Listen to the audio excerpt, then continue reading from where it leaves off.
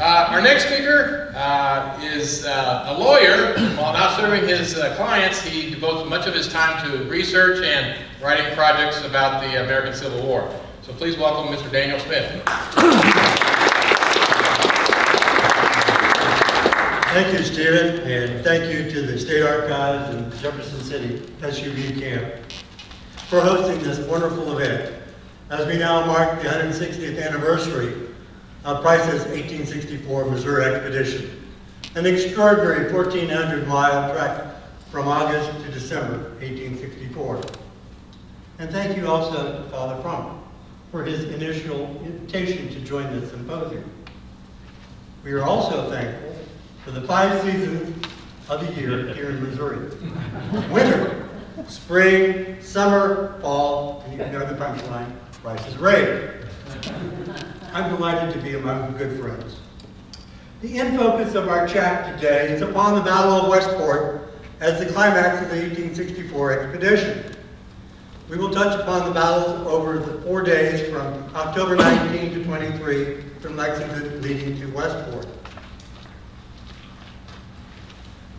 Let's see how ambidextrous I can be and operate both the mouse and the clicker here.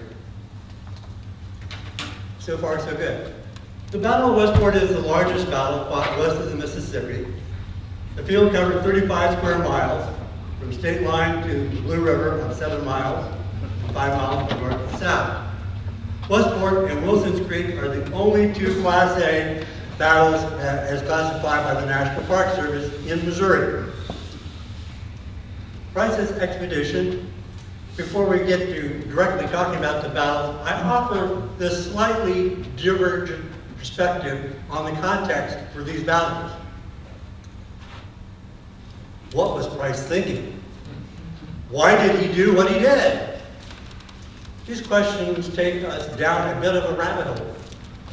The 1864 Missouri expedition was as much a political campaign as a military one. Price did not intend to conduct it as a conventional cavalry operation or raid, but rather intended it as an effort to occupy space in the state of Missouri in order to influence the outcome of the 1864 presidential election, to show that for all of the North's sacrifices in Mr. Lincoln's war, Missouri was still open to occupation by a Confederate army. This message was intended for a national audience, not just a parochial Missouri one.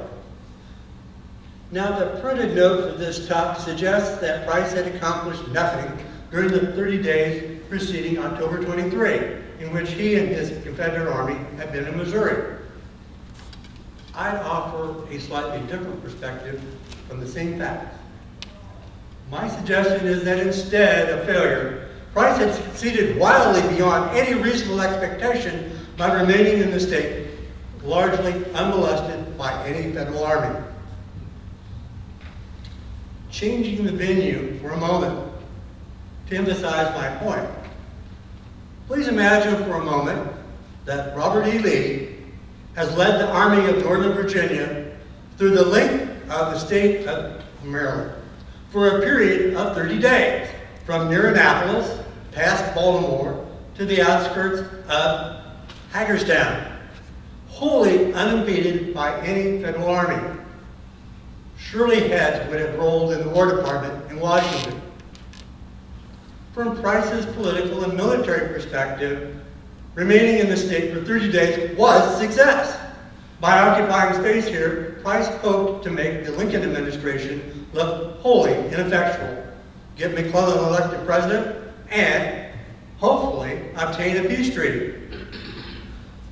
So I pose these questions for your consideration.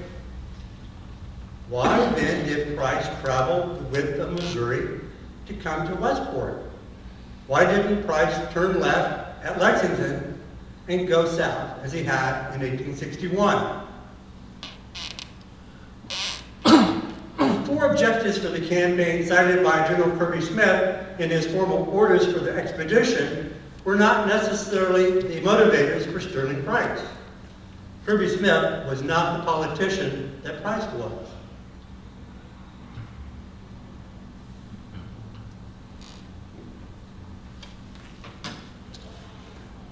Sterling Price, instead, was being a politician, took a different tack. Since 1861 and the Battle of Wilson's Creek, Sterling Price's mantra had been constant. If he can rally 50,000 loyal sons of Missouri, he could oust the Unionist government in Jefferson City and rid the state of the foreign soldiers from the northern states, which had invaded it. He was still in that mindset in the summer of 1864.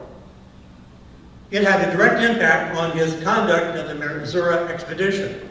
He was seeking to create a political movement, a popular revolt, to restore the state's sovereignty. Perhaps less well appreciated by some historians is the idea that underlying Price's tactics and strategy was a concerted effort to create an effective insurgency, sleeper cells which could be rallied to his cause. Now, Walt has already touched upon this, but I'm going to go back and retread the ground. He clandestinely encouraged the formation of subversive forces, particularly in mid-Missouri, through exotically named secret organizations, Knights of the Golden Circle, and its successor, the Order of American Knights. This fifth column operation was styled as... Excuse me.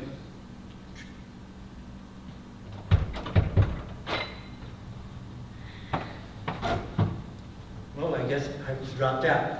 We have the image I have is of a strange-looking outfit, looking like it's from the planet Xeon, where they're all wearing goofy outfits. But they were into that motif of secret societies and looking kind of funny, like the Masonic Lodge, perhaps. Now, Price became the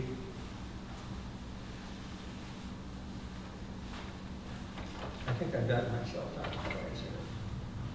Oops. Where's this?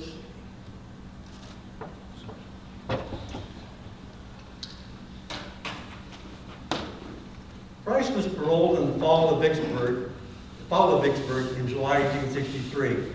Sidelined from a formal command, Price went to work, became the leader of the Order of American Knights. The operation was headed by Charles L. Hunt in St. Louis as Grand Master of the Missouri chapter.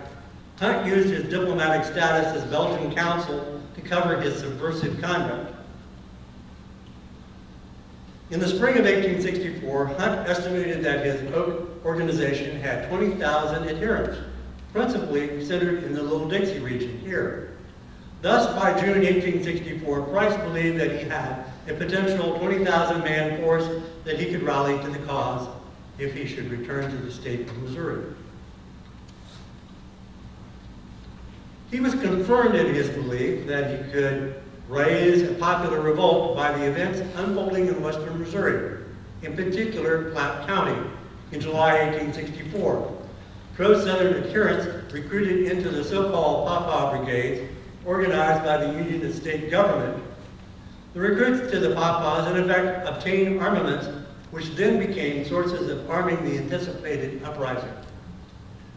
From July 8 to July 10, 1864, Confederate guerrillas led by Colonel John Calhoun Coon Thornton attacked the Pawpaw regiments defending Parkville in Platte City.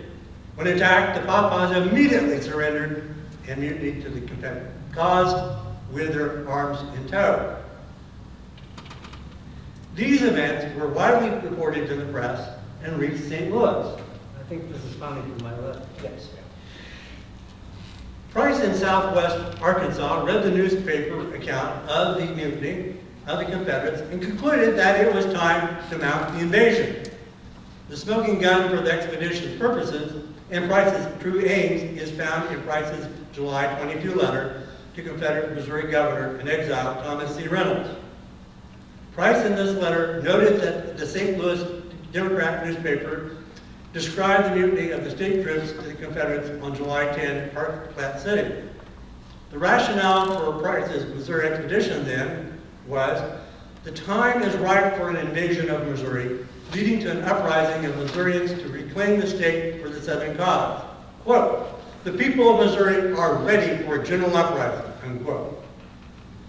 The letter answers the question why Price traveled across the width of the state to western Missouri, because that's where the insurgents to his cause were to be found.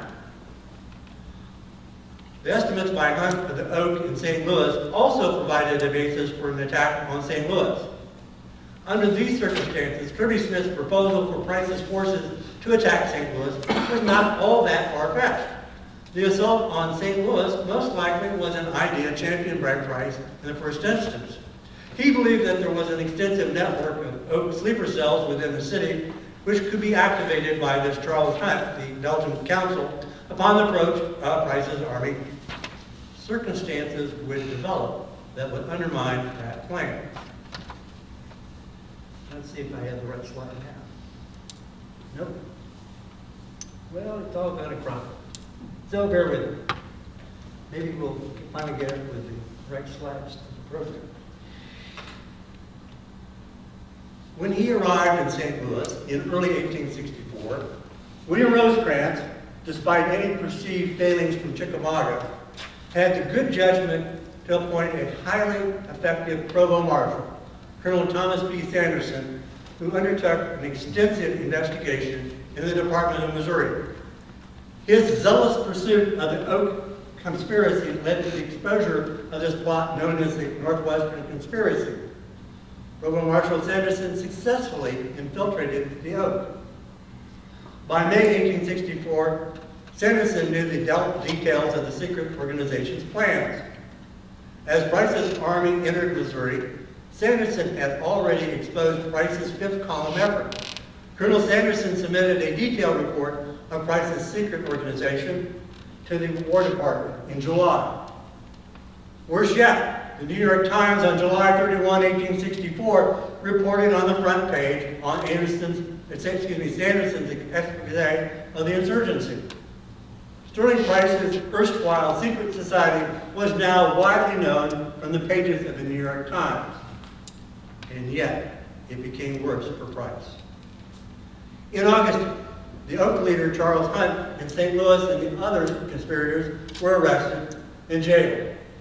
Hunt's successor as leader of the Oak was John Taylor, who Walt referred to, who on October 1, perhaps belatedly, issued this broadside appeal, which had a Gothic flavor to it. And it starts out with nights, morning, dawnings. And I don't think I have that up either, I'm sorry. But it's quaint in the sense that it's Gothic revival on steroids. Creating this imagery of Knights of the Golden Circle, Ivanhoe, and all of that chivalry stuff. There in that broadside, Taylor pleaded for the outpouring of 20,000 Confederate insurgents to join the ranks of Price's army. However, the widespread publicity and the arrest of Hunt demoralized any potential participants in St. Louis and made it unlikely that the planned popular uprising would succeed. This is the likely result or reason for Price's abandoning any attack on St. Louis. Instead, Price's army skirted St. Louis and reached Herman on the Missouri River. As we know, Price's army consisted of 3 divisions, totaling 12,000 mounted troops. From Herman, Price then chose to go up the Missouri Valley to here, from Jefferson City, and to mid-Missouri, where he believed that the bulk of his insurgency was lying in wait. The widespread publicity of the insurgency and the detention of its leaders shrank the confidence of would-be adherents in Price's banner, coming to his banner. It explains why Price spent 10 days in Little Dixie from 9 October to 19 October. During that 10-day interval, Price's men were visiting their homes, kin, and friends. They were making preparations to evacuate them to Texas. But more importantly, Price was anticipating the appearance of 20,000 insurgents. He waited patiently for their appearance. Crickets. But the groundswell of support never materialized. Instead, Price generated a force of approximately 2,500 men, about 1/10 of what he could hope for. This much smaller force was mostly unarmed.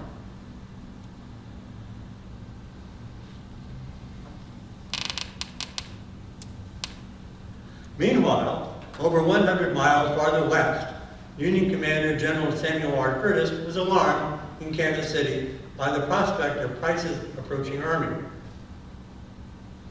Curtis was uncertain as to the exact location of Price's army in the first days of October. Curtis's command consisted of only 4,000 regular Army troops who were widely scattered along the Santa Fe Trail in Kansas.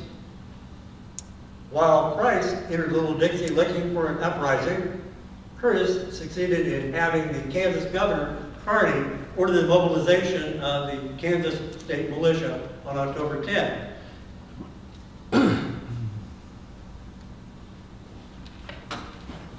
Another slide's missing in action.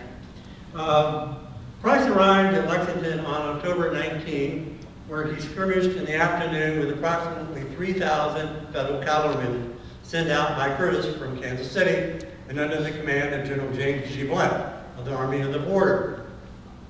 Despite the absence of the groundswell of support, Price still held a substantial numerical advantage of 4-1.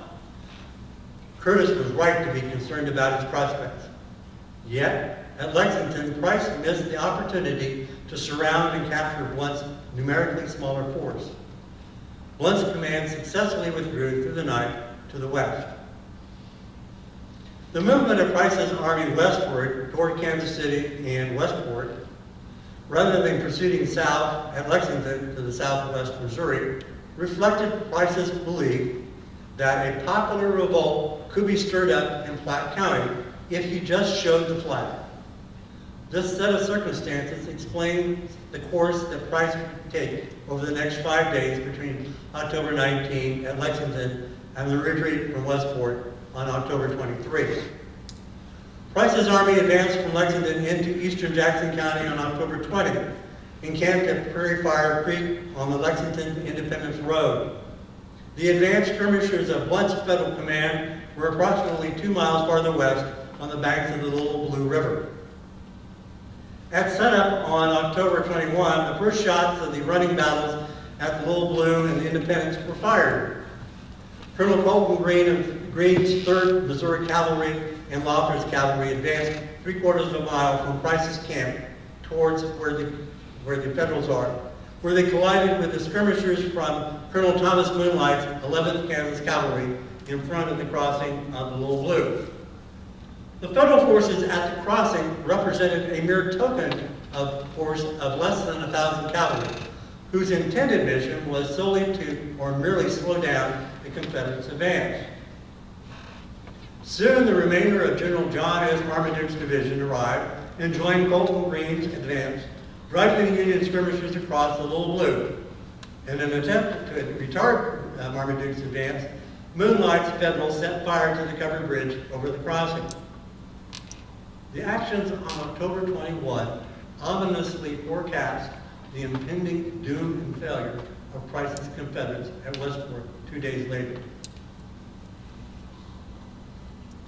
Initially, after the Federal skirmishers were driven back across the Little Blue, Moonlight's Union Brigade made a series of successful stands on the undulating rising ground on the west bank of the river.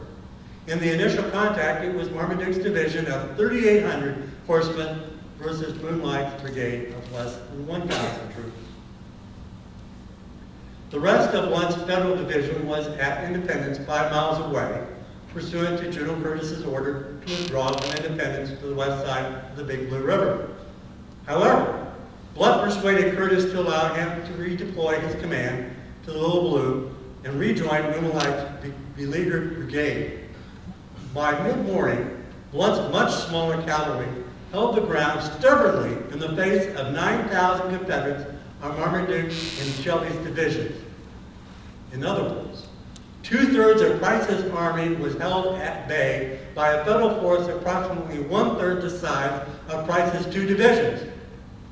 The disaster of this battle for Price was the prolonged delay of his army on 21 October. Even though Price was the titular winner of the battle at the Little Blue, it was an enormous strategic and tactical loss. The Confederates took the entire day from sunup to sundown to travel the only 5 miles between the Little Blue crossing and the town of Independence.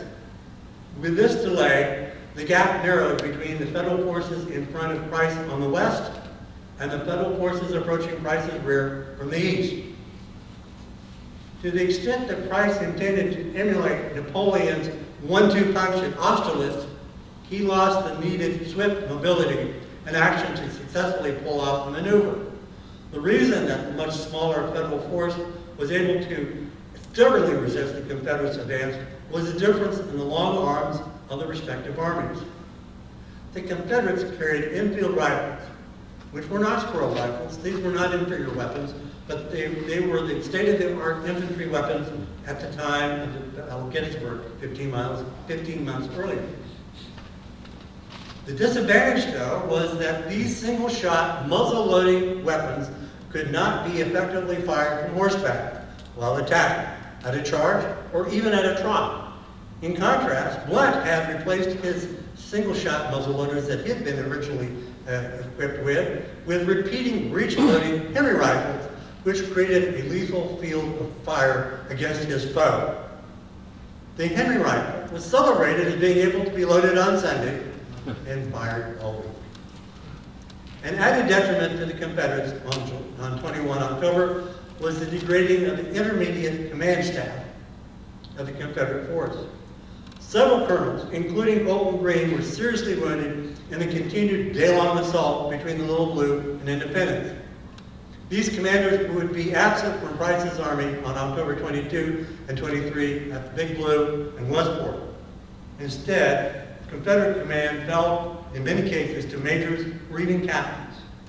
Finally, the fight at the Little Blue was made more difficult for the combatants because of the weather. An early cold front moved through the area on the 21st with a mix of sleet and snow. This inclement weather made the fighting on the western slope even more formidable, the men crawling on their bellies in the mud. The cool temperature left a light crust of frost on the ground and the waterways. On the federal side, Sam Curtis faced potentially even more greater challenges than Price is facing. He rightly considered his force to be greatly outnumbered by Price's army. Curtis was troubled because he believed the rumors that Price had 20,000 troops were an advantage of 5-1 on him. Curtis had received the 16,000 Kansas militia troops as a makeweight to his 4,000 regular troops. However, there was a problem with this. The militia was a mixed force even within regiments. Some of the militia were effectively limited to infantry foot soldiers, while in the same company of a regiment, a few of the militiamen were mounted. The circumstances limited the ability of the militia troops to be easily deployed. Are they going to be cavalry or are they going to be infantry?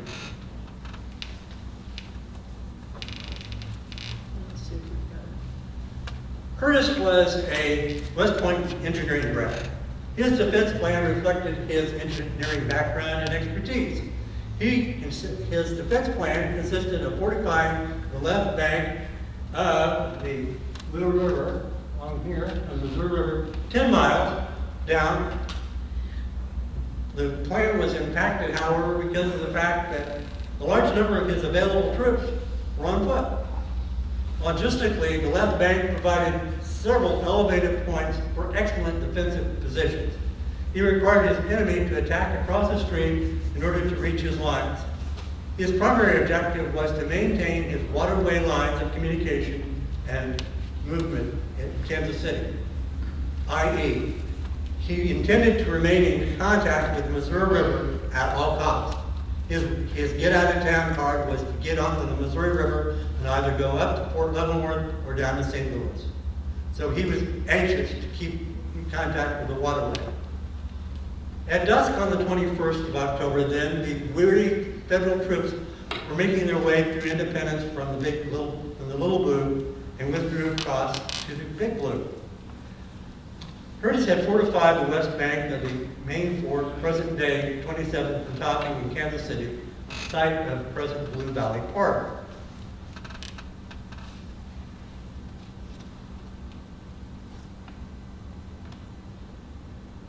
Well, there's pictures, okay.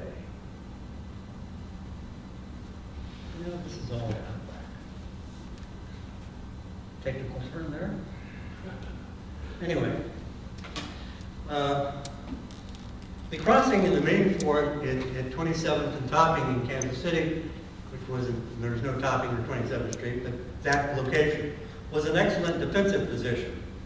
Another notable circumstance was that the federal force posted at the main fort consisted of a, quote, considerable colored force, unquote. Approximately 1/3 of the troops deployed at this location on October 22 were black troops, including members of the Leavenworth County, Kansas Black Militia units. And if I had it here, I'd show you a photograph, a picture of a very steep slope running from the top of the hill downward, probably about 150 feet drop, and probably about a 15% grade. Very challenging position to be in. The top of this hill was something called Douglas's Independent Colored Battery. And there it had two paired guns for its battery. They had been raised at Fort Leavenworth in August of 1864. The battery was unique because its commander, Lieutenant Patrick Henry Minor, was the first regularly commissioned black officer to command black troops in combat in the Civil War.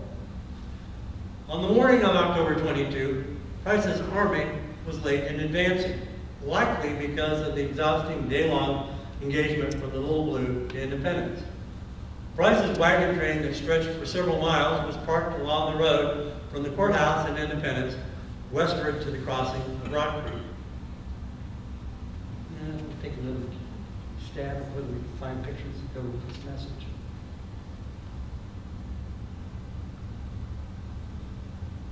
Oh my gosh.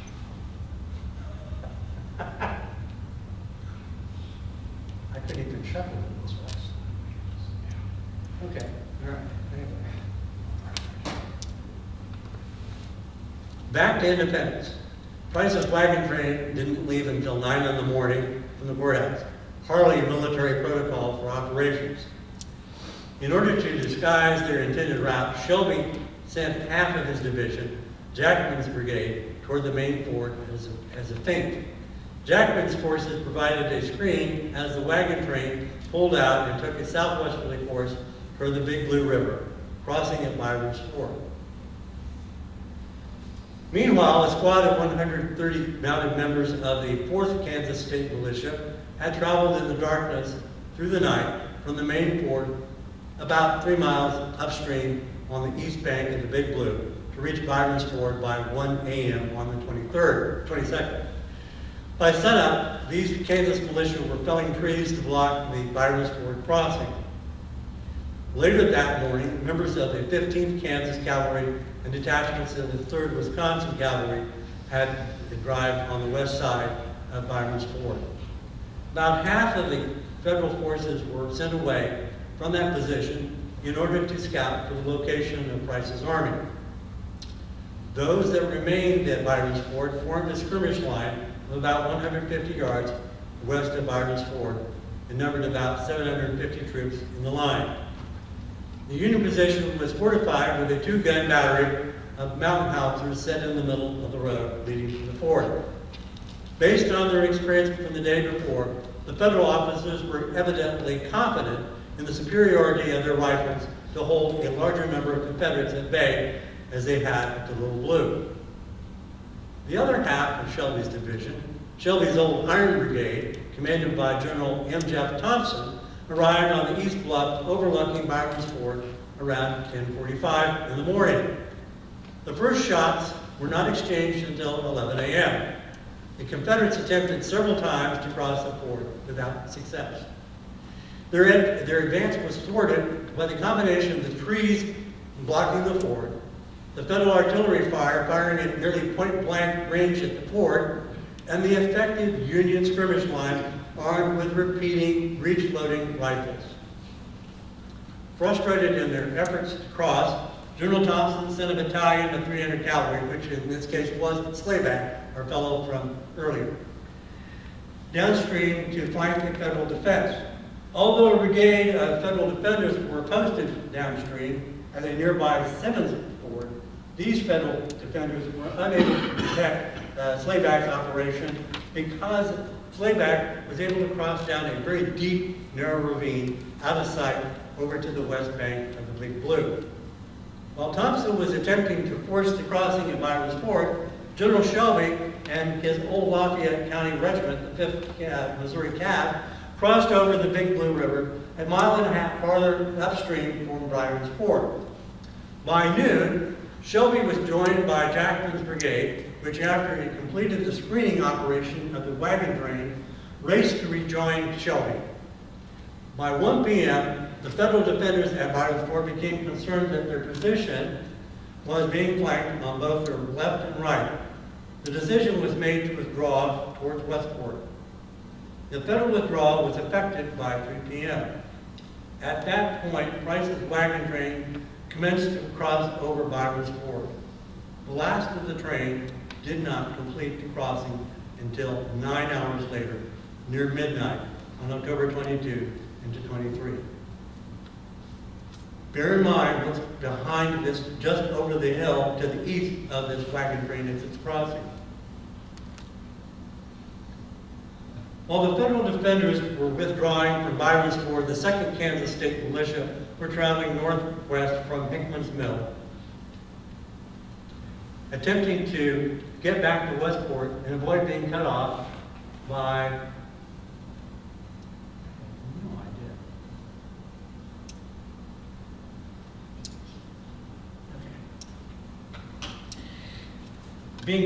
from Curtis's army at a place known as the Mockbee Farm. The hapless militia force encountered Sidney Jackman's cavalry coming from Byron's, crossing from the Big Blue with Shelby. The pride of the militia was their 24-pound brass howitzer. The Confederates assumed that the militia would quickly give up artillery without a fight. Instead, the militia demonstrated great pluck under extremely desperate odds. The battery was good, 3 charges by the veteran Confederate cavalry until the battery had been wiped out with 100% casualties of killed, wounded, and captured. Samuel Reeder, who participated in the battle, was able to render an eyewitness picture of this engagement. Shelby's division continued to the west from the Mockbee Farm.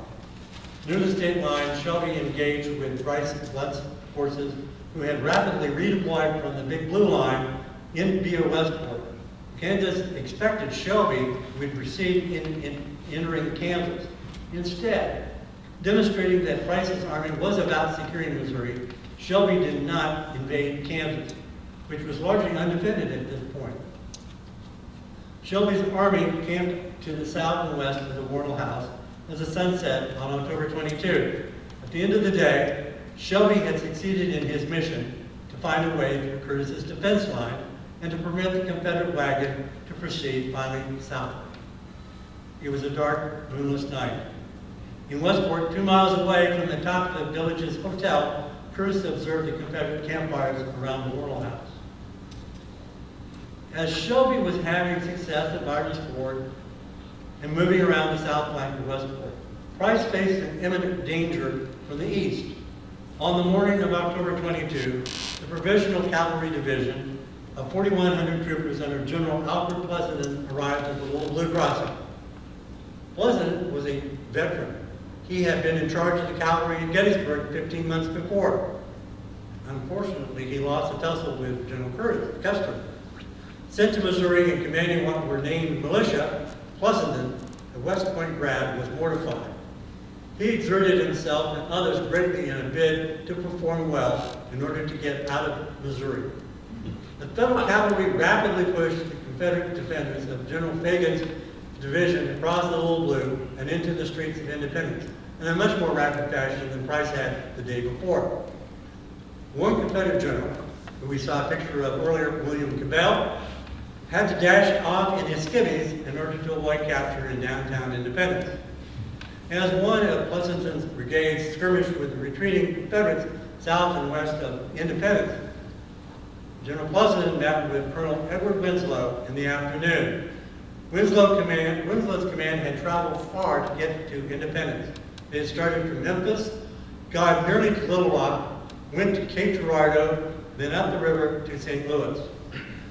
Winslow's men were now itching to mix it up with Price's army. Astoundingly, despite the actual near proximity of Curtis and Pleasanton's forces, Curtis genuinely did not know where Pleasanton's force was located. Curtis did not learn of Pleasanton's whereabouts until after midnight in the early morning of October 23. On Price's side, intervening Shelby's division around the Laurel House and Biggins' division fleeing from Independence with Marmaduke's division at the Byron's Ford crossing, the same crossing where Shelby's men had fought earlier that day. Winslow and Brown's brigades of Pleasanton's division had driven Marmaduke's forces to within a mile or two of the Byron Ford crossing by 10 p.m. on October 22. Reflecting the pluck of his command, Winslow's men fired their breech-loading Spencer carbines with lethal effect upon the Confederate foe. More remarkably, given the pitch darkness of the moonless night, Winslow's brigade pressed their foes hard. The Confederate defenders remarked that it was the most difficult fight of the expedition, with the only indication of their foes' presence or location being the flame that appeared from the muzzles of their rifles as they discharged. As the last of Price's wagon train crossed over the Byron's Ford again at midnight, Pleasanton's army was only 2 miles away. The field there had been flipped. Now the Confederates held the west side of the ford. The challenge for moving Price's wagon train through this terrain in the darkness must have been enormous and nearly an incredible feat when you look at the terrain. It was very rocky and very rugged, and there was one passage through there in which it was only wide enough for a single wagon. So if they had a breakdown, the whole operation came to a halt.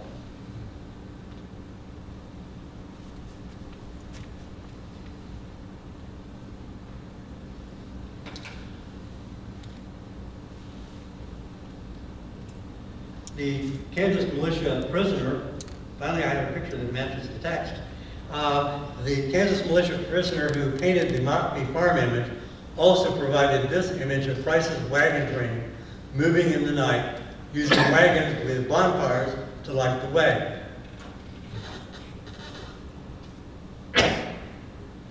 That's Byron's Ford. The Battle of Westport resumed before sunup on the morning of October 23. The battle would be a two-theater battle with simultaneous engagements. Before sunup of the 23rd, Pleasanton had cashiered Colonel Edgar Brown for failing to attack Marmaduke's skirmishers. Brown was sent to the rear under arrest. The photograph here was taken in 1895, but this is not the photograph we're talking about.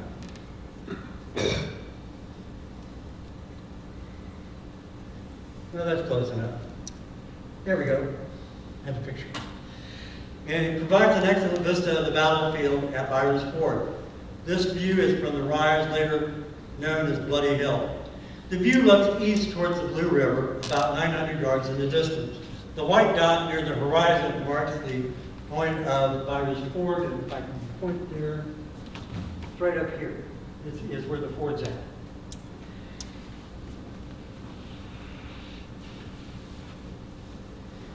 Marmaduke placed a line of skirmishers of Freeman's brigade along the west bank of the river. And that's in this location, right up in here. And then this space in here is called the meadow that we're going to talk about.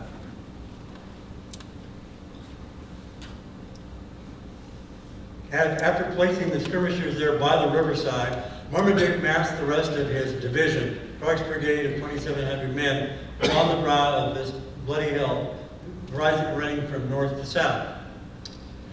On the bluff on the east side of the fort, Pleasanton placed Colonel John Phillips in command of Brown's brigade.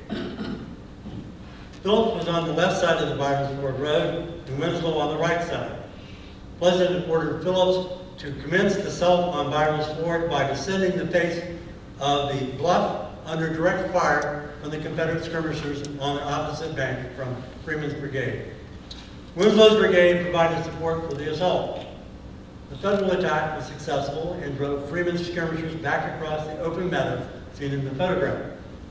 Freeman's brigade eventually withdrew and were positioned behind Clark's brigade on Bloody Hill. Winslow's brigades crossed over the Big Blue River and then skirmished across this open meadow until they got to a point along here where there's a big rock wall which raises up vertically about 10 to 15 feet. So they were crammed up, they were bunched up in front of this rock wall.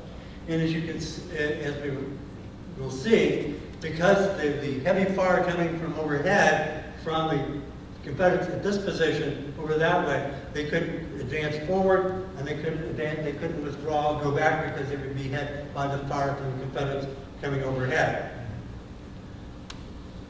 So the Federal attack became stalemated at that rock escarpment from 9:30 until 11 a.m. I saw this picture earlier, so let's see if I can get back to it. There we go. This 1999 photograph depicts the steep slope of Bloody Hill from near the top of that rock wall and goes up the slope at a pretty good pace. Because of this steep slope and the heavy fire from Marmaduke's forces above on Bloody Hill, the Federal cavalry was unable to advance or pull back. A portion, however, of Phillips' brigade, who were on our left, did manage to advance up that ravine marked by the tree line along here. This tree line, it made it advance up towards the Confederate line, who were at the station at the top here, firing down. Also, members of the 2nd New Jersey Cavalry were able to reach the log house located on the slope just to the right of this photo. The log house stood over in this area.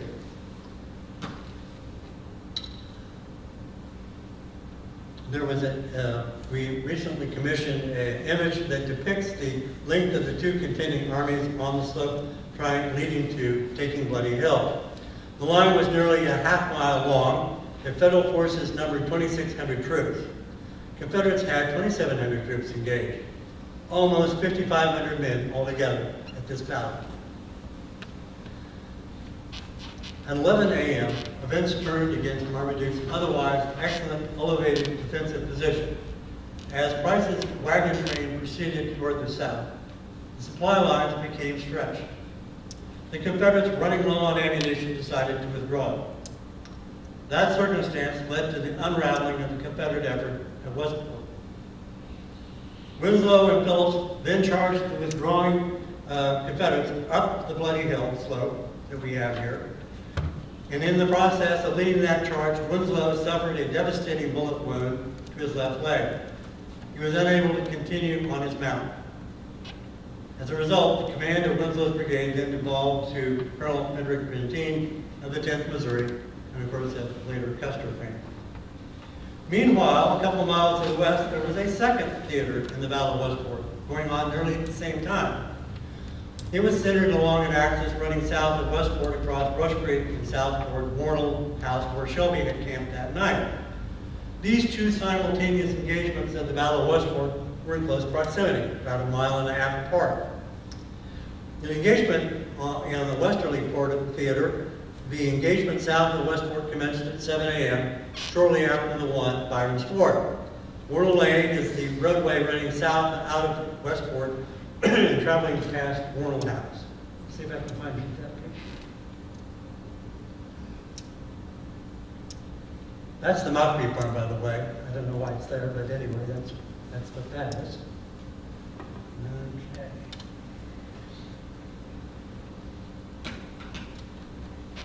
The ground, the ground there south of the Brush Creek, which is approximately, right, this is Brush Creek here, and you can see by the topo marks that this is an elevated high position. It's a plateau. It's maybe 100 to 150 feet higher than the Brush Creek below. And it's from there that the Federals tried to start their assault with Jennison's Federal Brigade, the same one which had been defending at Byron's Ford the day before. Jennison's cavalry advanced across Brush Creek onto the plateau and approached the Warnell House over a distance of 1 mile. Let's see if I can point out the Warnell House for you. This is the Warnell House down here. So they're going to advance from across here and go all the way down here to where they will encounter Shelby Brigade.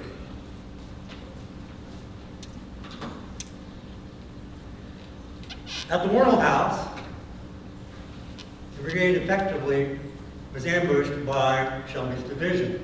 In other words, it was the same tactic that ended up killing, I believe, Bill Anderson the same day. Nearly. Shelby mounted a vigorous attack which drove Curtis's troops north and across Brush Creek by 9:30 a.m. This was the Confederate high water mark. Curtis's prospects were in dire straits. Curtis recovered by finding a route along the stream to flank the Confederate left in this area here.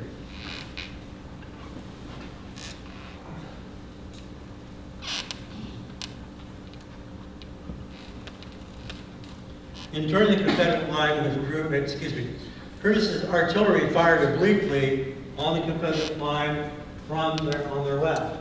So Curtis had gone from here around this part of the slope. There's a waterway this way called Swan Creek, and they come up here to the top of the hill, and they were able then to fire obliquely into the Confederates, which caused them to pull back to this line here. And the Ben House, which is still standing there, is at this location.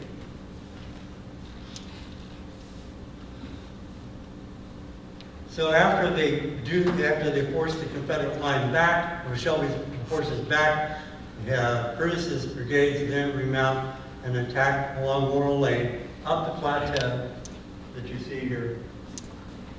All of these four brigades then make an attack back up Laurel Lane, up this way, up this slope. From 9:30 until noon, the two armies then charged and countercharged across the half mile separating their lines, which is between here and approximately here is the half mile in which the battle is taking place. Curtis took advantage of his larger force of artillery. He had 9 guns to Shelby's 4 guns. Artillery duels flew over the cavalry charges.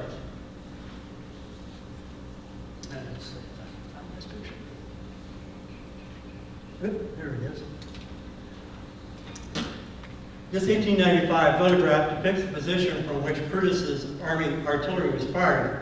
The road along the left edge is Laurel Lane. The village of Westport is 1 mile to the rear of this photograph. The horizon in the photograph depicts the location of Shelby's forces and their 4 guns that are up there.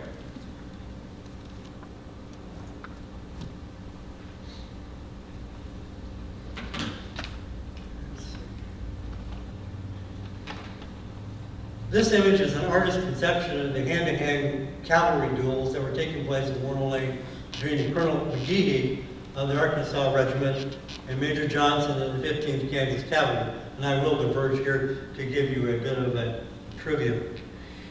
We had concluded when we put up the markers for the Monette Fund tour 40 years ago that the storyline was that McGehee was killed in this encounter with Johnson. Well, we found out through internet and other sources that in fact he had lived a very nice life, thank you very much, in Arkansas after the war. So our marker now needs to be revised to say that he survived, but anyway, he apparently received some pretty serious wounds as a result of the combat. Which just shows there's always something new in the Civil War. The withdrawal of Marmaduke at Bloody Hill set in motion the unraveling of the Confederate line at the Brush Creek line for Shelby, and caused Shelby to send, because his right flank was exposed to the approach of Pleasonton's army coming from Ryder's Ford. He then dispatched the second half of his force under Jackman to go to the aid of the wagon train, which is over here somewhere off the map. We're not too far, Ryder's Ford is not too far off here. And he's sending Jackman over that way to protect the fort and protect the right flank of his forces coming south from Brush Creek. The withdrawal from Ryder's Ford exposes Shelby's right flank to attack, and so he sends them out. And because he sent away half of his force, Shelby then commences a withdrawal, tactical withdrawal, which he executes brilliantly from this line back this way down. And as you can see in our, hopefully I can show you here in the next picture. Nope. Here, in this one, man, these really are about it. In this picture, we show that, whoops, we show that Pleasant is coming from here, Byron's Ford this way, going westward, and Curtis is coming from the Brush Creek line this way, and they're converging finally in that pincers movement against Shelby, who is fighting against both fronts to keep the wagon train intact. The Army was now in that pincer that had been forming for the last 24 hours. Under those difficult circumstances, Joe Shelby proved his mettle and coolness in combat. Shelby miraculously conducted a series of stands and withdrawals, allowing the wagon train to pass intact along with Price's army. Among them were those unarmed recruits from mid-Missouri, who proved their ultimate worth to Price. As Price's wagon train crossed Russell's Ford down here,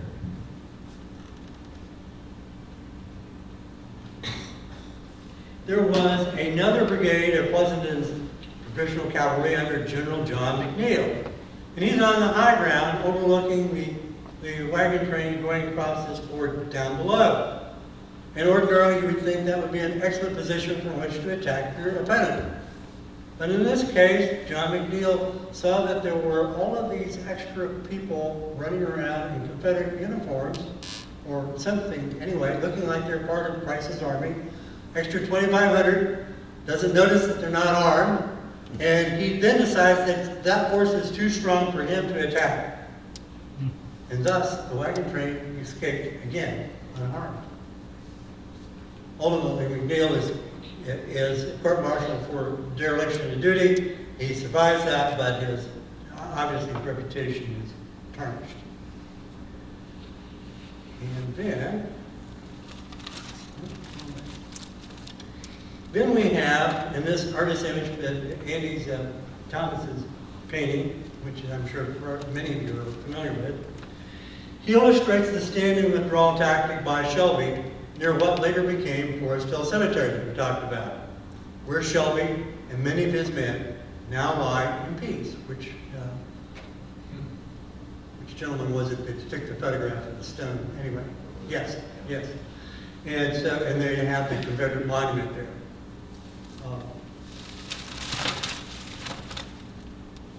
I don't know if I have this. There we do. Oh, I'm in good business. Okay. I'm trying to get the last picture of the last shot. The immediate legacy of the Battle of Westport was the wholesale repudiation of Price and his dream.